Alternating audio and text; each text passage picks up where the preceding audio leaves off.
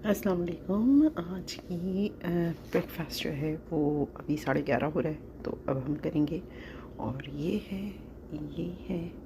और ये है। यार पता है क्या, 2-3 दिन से ना मेरी डाइट ऑफ हो गई है। जब से अस्मा के घर से आई हूँ मैं, मेरी डाइट जो है ना वो उससे सही नहीं चल रही। मैंने बहुत कोशिश की, बट इंशाल्लाह फ्रॉम नाउ ऑन मेरी पूरी कोशिश होगी।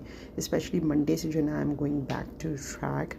और this is, I don't like this, but I find new recipes. तो मैं वो ट्राई करूँगी, जैसे पोहा है और जो ग्रीन वाली माश की दाल होती है ना, होल, उससे मैंने रेसिपीज़ वगैरह देखी हैं। सो इंशाल्लाह वो करूँगी।